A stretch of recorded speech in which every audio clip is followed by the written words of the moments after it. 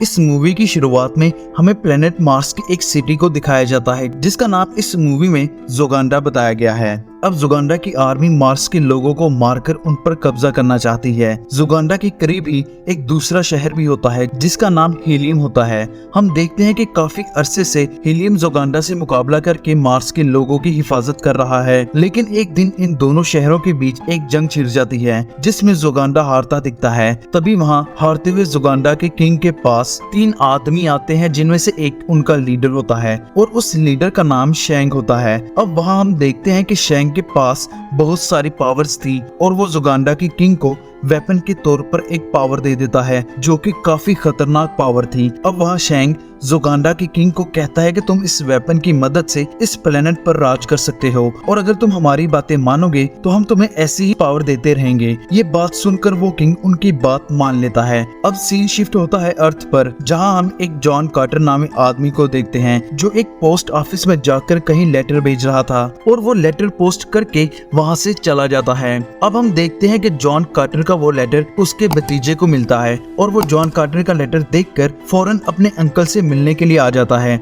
वो वहाँ पहुँचता ही है कि उसे खबर मिलती है कि किसी अननोन रीजन की वजह से उसके अंकल की आज डेथ हो गई है और अब उसका भतीजा जॉन कार्टर की डेड बॉडी को देखने के लिए जाता है। वो देखता है कि जहाँ उसकी डेड बॉडी है वो एक ऐसा रूम है जिसे सिर्फ और सिर्फ अंदर से ही खोला जा सकता है। अब वहाँ एक शख्स जॉन कार्टर के भतीजे को कहता है कि हमने जॉन कार्टर को अभी तक दफन नहीं किया क्योंकि ये उसकी आखिरी विश थी कि मरने के बाद उसकी डेड बॉडी को दफन ना किया जाए। अब वो आदमी उस लड़के को जॉन कार्टर की एक डायरी देता है और साथ उसे बताता है कि जॉन कार्टर की यही आखिरी विश थी कि इस डायरी को सिर्फ और सिर्फ तुम ही पढ़ो और हो सकता है कि ये डायरी पढ़ने पर तुम्हारी सारी कंफ्यूजन दूर हो जाए। अब वहाँ वो लड़का उस डायरी को खोलकर पढ़ने लगता है जिसमें जॉन कार्टर ने लिखा था कि बेटा तुम वो सब कहानियों पर यकीन करते थे ना जो बचपन में मैं तुम्हें सुनाया करता था, इसलिए अब मैं चाहता हूँ कि तुम मेरी इस कहानी पर भी यकीन करो जो तुम्हें मैं सुनाने जा रहा हूँ। अब उस डायरी में जॉन कार्टर ने लिखा था कि आज से तकरीबन 13 साल पहले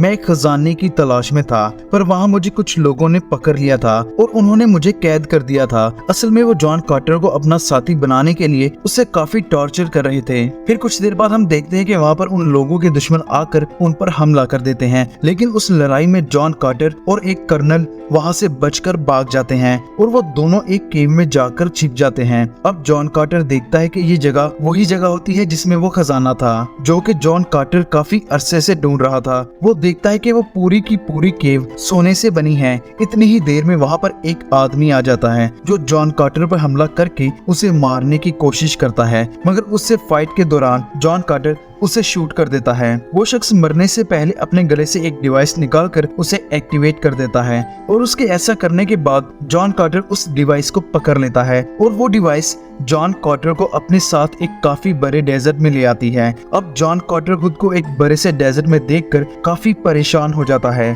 फिर वो उठकर वहाँ से चलने की कोशिश करता ही है कि वो वहाँ बड़े बड़े जंप्स लगाना शुरू कर देता है। दरअसल अब जॉन कार्टर मार्स पर था और वहाँ की ग्रेविटी कम होने की वजह से वो बड़े बड़े जंप्स लगा पा रहा था, पर जॉन कार्टर के जहन में अभी ये बात नहीं थी कि वो मार्स पर है। जॉन कार्टर को देखकर वहाँ मार्स के लोग आ जाते हैं जो कि दिखने में काफी बड़े और लंबे लंबे थे। ये लोग दिखने में इंसानों जैसे तो बिल्कुल भी नहीं थे।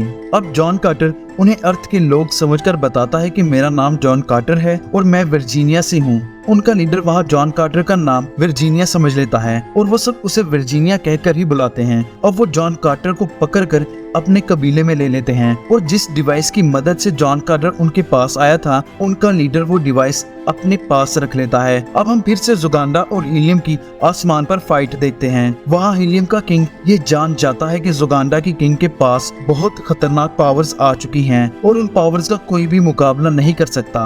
अब जोगांडा का किंग हीलियम की किंग को कहता है कि मैं तुम्हारी बेटी से शादी करना चाहता हूँ और अगर तुम मेरी अपनी बेटी से शादी करवा दोगे तो मैं प्रॉमिस करता हूँ कि तुम्हारे कबीले को कोई नुकसान नहीं पहुँचाऊंगा। अब चूंकि जोगांडा की किंग के पास बहुत सारी पावर्स थी और हीलियम का किंग चाहकर भी उन पावर्स का मुकाबला नहीं था कर सकता, इसलिए वो उस किंग की बात मान लेता है। लेकिन वो प्रिंसेस जो हीलियम के किंग की बेटी होती है उस जालिम किंग के साथ शादी के लिए राजी नहीं होती, इसलिए वो प्रिंसेस वहाँ से भागने की कोशिश करती है और अपनी इसी कोशिश में वो प्लेन से नीचे गिरने ही वाली होती है कि जॉन कार्टर उसे अपने दूरबीन से देख लेता है और वो लंबे लंबे जंप्स लगाकर प्रिंसेस को नीचे नीचे गिरने से बचा लेता है। अब जुगांडा का किंग उसे ऐसा करते देखकर अपनी पावर से उसे शूट करने ही वाला था कि वहाँ शैंक उसे कहता है कि ऐसा ना करना, मुझे ये आदमी बिल्कुल सही सलामत चाहिए। अब जुगांडा का किंग जॉन कार्टर को पकड़कर उसे मारने ही वाला था कि नीचे से मार्स के लोग उस पर शूट करना शुरू कर देते हैं, और चूंकि मार्स के लोग तादाद में काफी ज्यादा थे, इसलिए जुगांडा के लोगों को अपनी जान बचाकर वहाँ से भागना पड़ता है। अब ये देखकर मार्स के लोग काफी खुश हो जाते हैं और अपनी इसी खुशी में वो जॉन कार्टर को अपना फाइटर चुन लेते हैं, मगर जॉन कार्टर उनके लिए लड़ने के लिए मना कर देता है, जिससे मार्स के लोग गुस्से में आकर जॉन कार्टर से कहते हैं कि अगर तुम हमारे लिए ना लड़े तो हम तुम्हारे साथ साथ इस लड़की को भी मार देंगे जो कि उस हीलियम की प्रिंसेस है। अब हम देखते हैं कि वो प्रिंसेस और जॉन कार्टर आपस में बातचीत करते हैं, जहां वो प्रिंसेस जॉन कार्टर से पूछती है कि तुम आखिर इतने बड़े बड़े जंप्स कैसे लगा लेते हो, जिसके जवाब में जॉन कार्टर कहता है कि मुझे नहीं पता, मैं तो बस अपने खजाने की तलाश में था और पता नहीं कैसे मैं इस वीरान डेजर्ट में आ गया। जॉन कार्टर की बातें सुनकर वो प्रिंसेस ये समझ जाती है कि वो प्लेनेट मार्स का नहीं है, और वो उसे बताती है कि अब तुम जमीन पर नहीं हो, तुम अब मार्स पर आ गए हो। ये बात सुनकर जॉन कार्टर काफी परेशान हो जाता है और उसे ऐसा देखकर उस प्रिंसेस को भी शक होने लगता है कि क्या वाकई जॉन कार्टर प्लेनेट अर्थ से है। उस प्रिंसेस का शक दूर करने के लिए जॉन कार्टर उसे वो डिवाइस दिखाता है जिसकी मदद से वो अर्थ से मार्स तक पहुंचा था। वहां हम देखते हैं कि वो डिवाइस मार्स के लोगों के लीडर के पास थी। अब वो अपने अपने सवालात के जवाब ढूंढने के लिए अपनी एक जर्नी को स्टार्ट कर देते हैं। इस जर्नी में जॉन कार्टर को पता चलता है कि वो लड़की हीलियम की प्रिंसेस है और वो जुगांडा की किंग से शादी नहीं करना चाहती। अब वो एक ऐसी जगह पर पहुंच जाते हैं जहां जाते ही उस जगह पर कुछ ट्रेनिंग होना शुरू हो जाती है। हम वहां देखते हैं कि उन्होंने किसी तरह उस डिवाइस को मार्स के लीडर से चोरी कर लिया था। वो उस डिवाइस को जमीन पर रखते ही हैं कि वहां पर लाइट्स पैदा होना शुरू हो जाती हैं, और वहां हम देखते हैं कि कुछ वर्ड्स बोलकर इस डिवाइस की मदद से लोग एक प्लेनेट से दूसरे प्लेनेट तक जा सकते हैं, और इन वर्ड्स को उस डिवाइस को पकड़कर ही बोलना जरूरी था। अब वो प्रिंसेस और जॉन कार्टर उन वर्ड्स को देख ही रहे थे कि वहाँ शैंक आकर अपने मॉन्स्टर को कहता है कि उस प्रिंसेस और जॉन कार्टर को जिंदा पकड़ो, और वहाँ वो मॉन्स्टर्स उन दोनों को पकड़कर अपने साथ ले जाते हैं। फिर हम देखते हैं कि जॉन कार्टर वहाँ पहुँचने तक बेहोश हो गया था और हम उसे वापस होश में आता देखते हैं। जॉन कार्टर देखता है कि वो प्रिंसेस अब जुगांडा की किंग से शादी करने के लिए तैयार हो जाती है। वो उससे पूछता है कि तुम ऐसा क्यों कर रही हो, जिसके जवाब में वो प्रिंसेस कहती है कि तुम हमारे लिए यहाँ रुककर हमारी मदद तो करोगे नहीं, और बहुत जल्द तुम वापस अपनी दुनिया में चले जाओगे, और इसलिए मैं अपने लोगों को बचाने के लिए जुगांडा की किंग से शादी कर रही हूँ। यही मेरे लिए और मेरे लोगों के लिए बेहतर होगा। अब वो प्रिंसेस जॉन कार्टर को उसकी डिवाइस देकर कहती है कि तुम चले जाओ अब जमीन पर, मगर अब चूंकि जॉन कार्टर उस प्रिंसेस को लाइक करने लगा था, इसलिए वो वापस नहीं था जाना चाहता।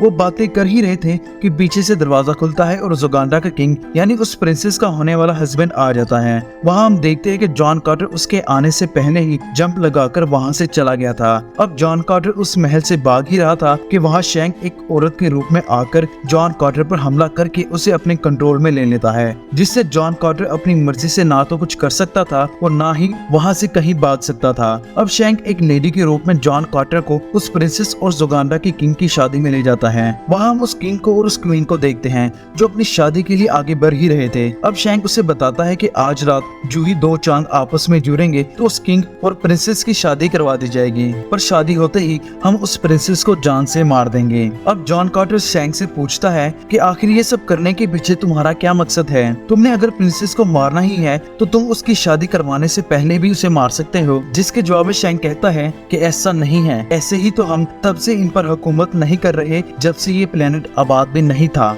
और ऐसा हम तब तक करेंगे जब तक हम प्लेनेट अर्थ को भी डिस्ट्रॉय ना कर दें। शैंक उसे मजीद बताता है कि हम ऐसा सिर्फ तभी करते हैं जब यहाँ का किंग अमीर होने के साथ साथ काफी बेवकूफ भी हो। वो कहता है कि हमें एक खास मकसद के लिए बनाया जाता है, हम लोगों से उनका अपना ही प्लेनेट डिस्ट्रॉय करवाते हैं, और ऐसा करने से हमें उस प्लेनेट की काफी पावर्स मिल जाती हैं। अब वो जॉन कार्टर को कहीं लेकर जा ही रहे थे कि वहाँ जॉन कार्टर का वफादार मार्शियन डॉग आकर जॉन कार्टर को उन लोगों की पावर से आजाद करवा लेता है। अब वो पावर्स के खत्म होते ही जॉन कार्टर उनकी कैद से आजाद हो जाता है और वो उन्हीं के ही एक उड़ने वाली शिप में बैठकर वहाँ से चला जाता है। अब वो सब लोग जॉन कार्टर का पीछा करना शुरू कर देते हैं, पर वहाँ पर एक मार्स की लेडी आकर जॉन कार्टर की हेल्प करती है। और वो उन लोगों को मार देती है जो जॉन कार्टर का पीछा कर रहे थे। अब क्योंकि वो शिप जॉन कार्टर को चलानी नहीं थी आती, इसलिए जॉन कार्टर से वो शिप भी संभाली नहीं जाती और उसकी वो शिप क्रैश कर जाती है। अब जॉन कार्टर वहां पहुंचकर मार्स के लोगों को कहता है कि मुझे तुम लोगों की मदद चाहिए ताकि मैं उस प्रिंसेस को बचा सकूं, पर वो उसकी हेल्प करने की बजाय उसे कैद कर लेते हैं क्योंकि अब मार्स के लोगों के पुराने किंग को एक नया किंग धोखा देकर उसे भी जॉन कार्टर के साथ कैद कर देता है और वो मार्स का धोखेबाज आदमी अब उनका किंग बन जाता है। अब अगले दिन वो नया किंग जॉन कार्टर और उसके पुराने किंग को एक बड़े से जानवर के सामने छोड़ देता है, लेकिन जॉन कार्टर अपनी पूरी हिम्मत से उस जानवर जैसे मॉन्स्टर को वहीं पर मार देता है और उसके बाद वो इस किंग को चैलेंज करके एक बड़ा सा जंप लगाकर उस धोखेबाज किंग को भी मार देता है जो पुराने राजा को हटाकर खुद राजा बन गया था। अब इसके बाद वो पुराने वाला किंग दोबारा से उनका किंग बन जाता है। अब जॉन कार्टर उस प्रिंसेस को बचाने के लिए मार्स के लोगों की आर्मी को लेकर उस प्रिंसेस के पास चला जाता है और वो वहां जाकर सबको शैंक का प्लान बता देता है, जिससे जुगांडा का किंग अपनी तलवार निकाल लेता है और वहां पर एक काफी बड़ी जंग शुरू हो जाती है। वहां वो सब मिलकर जुगांडा के कबीले का मुकाबला करते हैं। जॉन कार्टर जुगांडा के किंग को वहीं पर मार देता है, पर तभी वहाँ शैंक प्रिंसेस का रूप लेकर प्रिंसेस के गले पर तलवार रख देता है, पर वहाँ प्रिंसेस बड़ी चालाकी से उसकी पावर्स वाली डिवाइस को निकालकर जॉन कार्टर की तरफ फेंक देती है, मगर फिर भी शैंक जॉन कार्टर बनकर वो डिवाइस वापस ले लेता है। अब वो मार्स का किंग और जॉन कार्टर शैंक पर हमला करने ही वाले थे कि वो वहाँ से कहीं गायब हो जाता है। फिर उसके बाद वो सब मिलकर उस प्रिंसेस की जॉन कार्टर से शादी करवा देते हैं। शादी की रात शैंक किसी और का रूप लेकर जॉन कार्टर की चेस्ट पर हाथ रखकर वो वर्ड बोल देता है, जिससे वो वापस अर्थ पर चला जाता है। अब आंख खुलने पर जॉन कार्टर खुद को वही मूवी के स्टार्ट वाले सीन की केव में पाता है। अब चूंकि उसकी वो प्रिंसेस वाइफ मार्स पर थी, इसलिए वो वापस मार्स पर जाना चाहता था, पर उसके पास वो वाली डिवाइस नहीं थी जिससे मार्स पर जाया जा सके। ये सब कहानी जॉन कार्टर का भतीजा पर रहा था, जिसमें जॉन कार्टर ने बताया था कि अब तुम जान चुके हो कि मैंने क्यों अपनी बॉडी को दफनाने से मना किया था, क्योंकि मुझे मार्स से वापस आने पर 10 साल लगातार तलाश करने पर वापस मार्स पर जाने की डिवाइस मिल गई थी। उस डायरी के जरिए जॉन कार्टर अपने भतीजे को कहता है, क्योंकि अगर अर्थ पर मेरी बॉडी को कुछ हुआ तो मार्स पर भी वैसा ही मेरे साथ होगा। मैंने बड़ी अच्छी जिंदगी गुजारी है और मैं चाहता हूँ कि तुम भी अब अपनी जिंदगी अच्छे से गुजारो। और हम वहाँ देखते हैं कि वहीं पर इस मूवी का दी एंड हो जाता है। दोस्तों, अगर आपको ये एक्सप्लेनेशन अच्छी लगी हो तो इसको लाइक जरूर करना और ऐसी ही मजेदार मूवीज की एक्सप्लेनेशन देखने के लिए चैनल को जरूर सब्सक्राइब करना।